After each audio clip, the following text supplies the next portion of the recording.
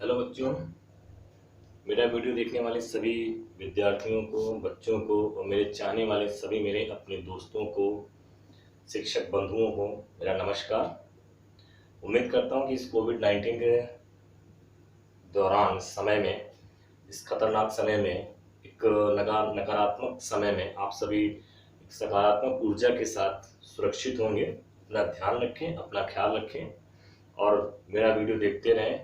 Like, share, subscribe करते रहें, ज़्यादा से ज़्यादा तक लोगों को पहुंचाते रहें, जिससे कि लोग उसका फ़ायदा उठा सकें। बच्चों, पिछले लेक्चर में मैंने सबसेट, प्रॉपर, सुपर और प्रॉपर सबसेट की बात की थी। इस लेक्चर में मैं लेके आया हूँ सुपर सेट के बारे में। हालांकि सबसेट और प्रॉपर सबसेट पढ़ने के बाद सुपर सेट या प्रॉपर सुपर सेट पढ़ने के बहुत ज़्यादा कोई स्कोप नहीं होता है, लेकिन चूंकि ये सेट के टॉपिक्स में है और कहीं कहीं थोड़ी बहुत किसी न किसी जगह यूज़ हो जाते हैं, तो इसलिए इसको एक्सप्लेन करना है। मेनली हमको यूज़ होना होता है वो सारे टॉपिक्स मैंने आपको कवर अप कर दिए हैं। अभी कुछ और मेन टॉपिक्स है जिनको पढ़ाना है, बताना है, क्योंकि सेट एक बहुत लंबा चैप्टर है, बहुत लंबा टॉपिक है। तो उसमें टॉपिक वाइज जो है लेक्चर होते हैं, तो समझने में और समझाने में आसानी होती है। आइए बिना समय व्यर्थ किए हम स्टार्ट करते हैं। Super set of A set. देखिए, सुपर सेट का मतलब क्या होता है। जैसे हम लोग बोलते हैं कि एक स्कूल, उस स्कूल में एक क्लास है, तो वो क्लास क्या हो गया? वो क्लास हो गया उस स्कूल का सबसेट। अगर वो क्लास उस स्कूल का एक सबसेट हो गया, तो वो स्कूल उस क्लास के लिए क्या होगा? जैसे एक उदाहरण और ले सकते हैं कि भाई, पिता और बेटा। अगर पिता के लिए फादर, फादर के लिए सन होगा और सन के लिए ये फादर होगा, तो दो चीजें हैं, दोनों व्यक्ति हर एक ही समय पे दोनों लोग हैं, बट एक नजरिए से रिश्ता अलग है और एक नजरिए से रिश्ता अलग है।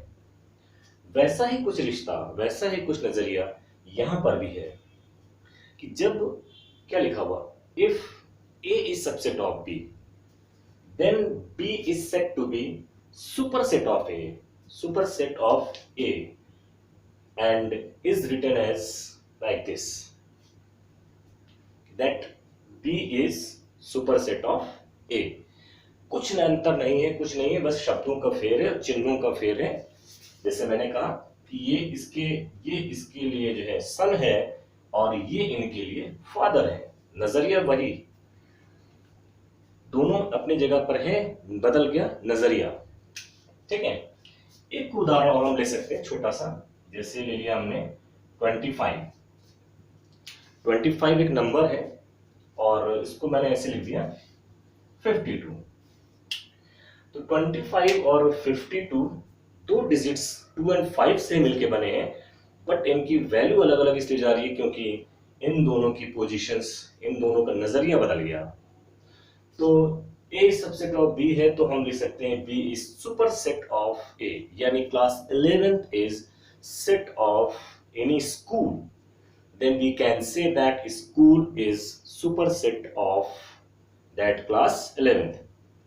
जैसे एक एग्जांपल हम और ले सकते हैं, जैसे आजकल फिल्मों में एक शब्द यूज होता है गॉड फादर। तो होता क्या है कि जैसे कोई एक डायरेक्टर या प्रोड्यूसर बहुत फेमस हो जाता है, बहुत बड़ा फेमस होता है और बड़ा डायरेक्टर प्रोड्यूसर होता है, तो कई छोटे छोटे हीरोज और हीरोइंस को वो लॉन्च करता है और फिल्में सुपरहिट हो जाती हैं। तो ये कहा जाता है कि उस हीरो के लिए वो डायरेक्टर गॉड फादर है। ठीक है। तो उस एक हीरो के लिए वो एक गॉड फादर होगा, बट उस गॉड फादर के लिए कई ढेर सारे ऑप्शंस हो सकते हैं, कई हीरोज हो सकते हैं, कई हीरोइंस हो सकती हैं। तो वही चीज यहाँ पर भी है कि ए सबसेट ऑफ बी, तो इसका मतलब ए बी का सबसेट है, तो बी ए का सुपरसेट, यानी बी ए का गॉडफादर हो जाएगा। अब इस बात करते हैं प्रॉपर सुपरसेट ऑफ सेट की। बस जैसे सबसेट, प्रॉपर सबसेट, वैसे superset, proper superset. If A is proper subset of B, then B is said to be proper superset of A and is written as B proper subset of superset of A। ये दो शब्दों का हेरफेर और दो symbols का use करके बताई गई ये चीजें। इसका बहुत ज्यादा यूज हम नहीं करते हैं, 11th लेवल पे तो बिल्कुल नहीं करते हैं। पहले आईआईटी वगैरह में सिलेबस हुआ करता था सेट थ्योरी, तो उसमें हम बहुत थ्योरम्स, बहुत प्रॉपर्टीज पढ़ा करते थे। लेकिन अब 11th में बहुत ज्यादा यूज सुपरसेट या प्रॉपर सुपरसेट का 11th या 12th में भी नहीं होता है, ठीक है। लेकिन चूंकि टर्म्स हैं, यूज होते हैं, कहीं ना कहीं आ जाते हैं, तो उनको बताना मेरी ड्यूटी है, ठीक है। अब हम बात करते हैं कुछ पॉइंट्स की। ये तो बहुत कॉमन पॉइंट्स हैं, आपने देखा भी है, जानते भी होंगे, समझ भी जाएंगे।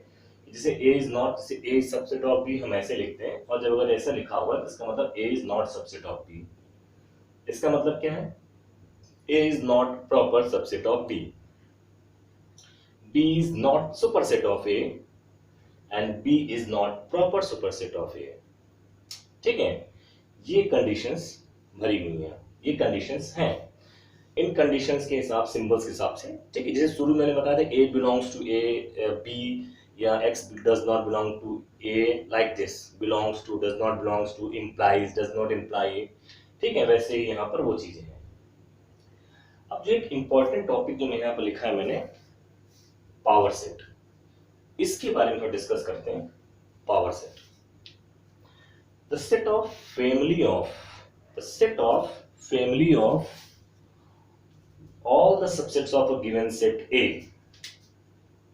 given set A is said to be the power set of A and is denoted by PA। P means power, bracket में ये लिखा है, मतलब that is power set।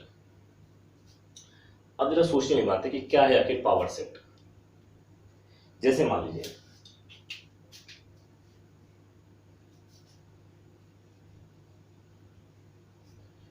इसमें देखें,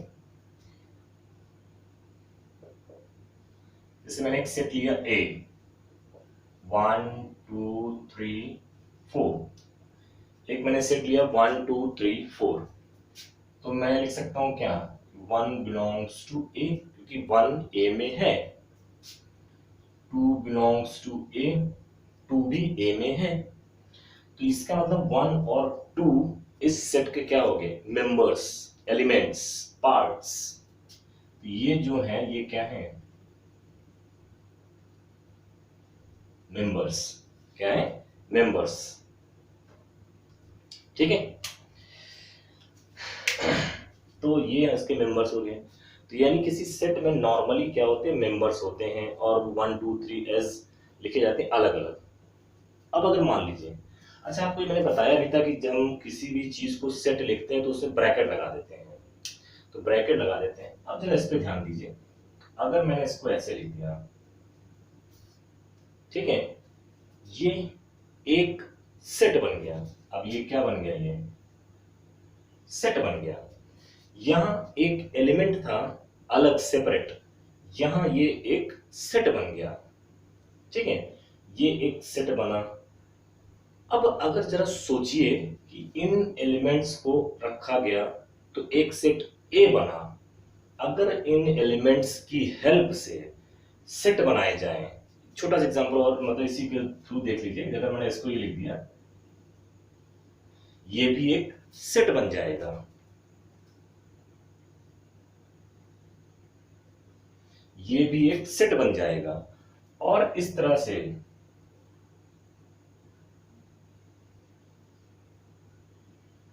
अगर हमने इसको एक कलेक्शन ले लिया, एक कलेक्शन कर लिया, तो ये जो कलेक्शन बनेगा ये कलेक्शन कहलाएगा पावर सेट। क्या कहलाएगा ये, पावर सेट। तो जरा ध्यान से फिर समझना पड़ेगा आपको कि यहां पर एक चीज लिखा हुआ है कि if n is equal to r, यानी कार्डिनल नंबर, किसी सेट में अगर r एलिमेंट्स हैं तो उसके पावर सेट कितने बनेंगे, 2 टू द पावर r। यानी यहां अगर 4 एलिमेंट्स हैं तो कितने सेट्स बनेंगे, पावर सेट्स इसके 16। यानी ये 1 then what, 2 then 3 then 4 then 1,4, then 2,4, then 2,3, like this. तो इस तरह से गिनते जाएंगे तो 16 आएंगे। इसमें दो चीजें और ऐड होंगी, और वो क्या होंगी? एक होता है एम्प्टी सेट और एक होता है खुद वो सेट। क्योंकि आपने इनको, मैंने लास्ट टाइम बताया था कि empty set is the subset of all set. तो एम्प्टी भी एक सेट हुआ, तो इसका भी वो सबसेट होगा। लेकिन एक चीज ध्यान रखिएगा, उसको ऐसे नहीं लिखा जाएगा, उसको हम ऐसे ही इसमें यहां पर ऐसे लिख लेंगे ये। अब क्योंकि हम इसमें किसको सेलेक्ट कर रहे हैं? हम इसमें उन एलिमेंट्स को ले रहे हैं जो सेट हैं, और एम्प्टी भी एक सेट है। ध्यान रखिएगा, अगर मैंने इसको ऐसे लिख दिया तो अब ये सेट नहीं रह जाएगा, अब वो एक एलिमेंट बन जाएगा। ठीक है, क्योंकि इसके अंदर फाई नहीं है, लेकिन फाई हमेशा एक सेट होता है और इसका सबसेट तो है ही। तो इसका अगर सबसेट है तो इसके अंदर वो आएगा, और सबसेट, एम्प्टी सेट सबसेट को हम इसी से डिनोट करते हैं। तो इसको इस तरीके से यहां लिखना है। और आप ये भी जानते हैं कि हर एक सब सेट अपने आप का सबसेट होता है, तो इसके अंदर ये सेट भी आ जाएगा। कौन सा? ये वाला, 1 2 3 4। ठीक है, तो ये इसकी कहानी है पावर सेट की। ये इंपॉर्टेंट है, समझना ही बहुत होता है। बच्चे अक्सर कंफ्यूज रहते हैं कि सबसेट और सेट और पावर सेट में। तो देखिए, ये किसका, ये एलिमेंट्स का कलेक्शन होकर सेट बना, और सेट का कलेक्शन होकर क्या बनेगा? Power set. ठीक है, जैसे मान लीजिए कि छोटी सी एग्जांपल आप देख सकते हैं, बच्चों से मिलके क्लास बना, ठीक है, और क्लासेस से मिलके स्कूल बना। सोचिए, उस क्लास के एलिमेंट्स बच्चे हो गए, और स्कूल के एलिमेंट्स क्या हो गए? क्लासेस हो गए। भाई आपकी क्लास में मान लीजिए क्लास 12 तक स्कूल चल रहा है, और हर मान लीजिए क्लास 12 के 5 सेक्शन हैं। ठीक है, तो 12th A 12th B 12th C 5 section हो गए, तो वो 12th के सबसेट्स हो गए। उन सबसेट्स के एलिमेंट्स क्या हो गए? वो बच्चे, मैथ्स वाले बच्चे, फिजिक्स, केमिस्ट्री, बायोलॉजी वाले बच्चे, कॉमर्स वाले बच्चे। तो उन क्लासेस को मिला के जो स्कूल बना, वो हो गया तो आपका पावर सेट। ठीक है, तो यहां पर देखिए डेफिनेशन क्या है। पावर सेट में कैसे एलिमेंट है? एक्स टाइप के, और एक्स क्या है? ए का सबसेट है, यानी एक्स ए का सबसेट है। इस ए के जितने भी सबसेट बनेंगे, वो सारे सबसेट को कलेक्ट कर लिया जाएगा। तो ये पूरा कलेक्शन क्या कहलाएगा? Power set. ठीक है, एक छोटा सा एग्जांपल है दूं जिसमें भी आपको पूरा सारे समझ में है। वो ये है कि अगर मान लीजिए मैंने एक सेट दिया बी, उसमें मैंने एक एलिमेंट 1, 2 लिया, तो इसका जो पावर सेट बनेगा वो क्या बनेगा? 5 1 2 1, 2, ये। ठीक है, 1 2 3 4। अब देखिए इसमें कितने एलिमेंट्स हैं? 2। तो नंबर ऑफ सेट्स कितने बनेंगे? 2 to the power r means 2 square. 2 square means 4 element. आ गए ना 4 एलिमेंट्स, है ना? अब इस चीज का आप ध्यान रखिएगा कि पावर सेट जो बन रहे हैं, वो जो पावर सेट है वो नंबर ऑफ एलिमेंट्स पर डिपेंड कर रहे हैं, और उनकी हेल्प से ये पावर, यानी 5, और वो सेट खुद उसमें बैठा रहेगा। उसके अलावा बाकी सारे सेट्स आएंगे। तो this is the definition of power set. ठीक है, आप यहां देखिए, x इज एलिमेंट ऑफ, अब अगर मैं लिखना चाहूं इसको, जैसे यहां पे मैं लिखा था कि 1 is element of a, 2 is element of a, तो यहां मैं लिखूंगा क्या? देखिएगा, 1 इज एलिमेंट ऑफ ये, मतलब क्लास 12th या class 11th is a class of that school, यानी वो क्लास 11 उस स्कूल का एक एलिमेंट है, उस स्कूल का एलिमेंट है। ठीक है, ये लिखा जा रहा है इस तरीके से। बहुत ध्यान समझ होते हैं कि पावर सेट और सेट्स में, इसलिए मैंने दोनों चीज का एग्जांपल दिया, दोनों को लिखा मैंने कि समझ में आ जाए कि किस तरीके से इसको हमको डिफरेंशिएट करना है। ये प्रॉपर्टी जो मैंने बता दी, ठीक है, वो इसमें हो गया। अब देखिए 5 भी पावर सेट का एक एलिमेंट ही है, ठीक है। वो ए भी जो नहीं खुद सेट है वो भी इसका एलिमेंट है। देखिए ए है, ये 5 है, इसका वो एलिमेंट होगा पावर सेट का, किसी भी पावर सेट के वो एलिमेंट्स होंगे। फिर ये तो मैंने आपको एक्सप्लेन कर ही दिया है। तो देखिए इसमें आपको बहुत ध्यान देना पड़ेगा कि पावर सेट को, अभी मैं इसके नेक्स्ट टर्न पे मैं इसके कुछ क्वेश्चंस करा दूंगा। इस डिफिनेशंस को ध्यान में रखिएगा, जब क्वेश्चंस करेंगे तो इसमें वो डाउट्स भी क्लियर हो जाएंगे कि किस तरीके से उनको हमें लिखना है, कैसे समझना है, कैसे करना है। मैं कोशिश करूंगा कि क्वेश्चन सेट ऑफ क्वेश्चन बना के 20, 25, 30 क्वेश्चंस का एक मैं आपको जो करा दूं, जिससे कि अभी तक जितने भी आपने कॉन्सेप्ट्स पढ़े हैं वो कॉन्सेप्ट्स क्लियर हो जाएं, और फिर हम जब आगे बढ़ें तो यहाँ से डाउट वहां पर आगे ना जाने पाए, ठीक है। तो इस चीज को आप जरा अच्छे से देख लीजिएगा, रिवाइज कर लीजिएगा, समझ लीजिएगा। ये एग्जाम्पल, एक दो एग्जाम्पल है, हो सकता है आपके लिए कम पड़े, लेकिन मैंने आपको अभी कहा कि मैं एक set of questions, bunch of questions लेकर आऊंगा, जिसमें कि आपको अभी तक जितने भी डाउट्स हुए होंगे या हो रहे होंगे या होने वाले होंगे तो वो सब क्लियर हो जाएंगे, ठीक है। तो आज के वीडियो में इतना ही, ठीक है।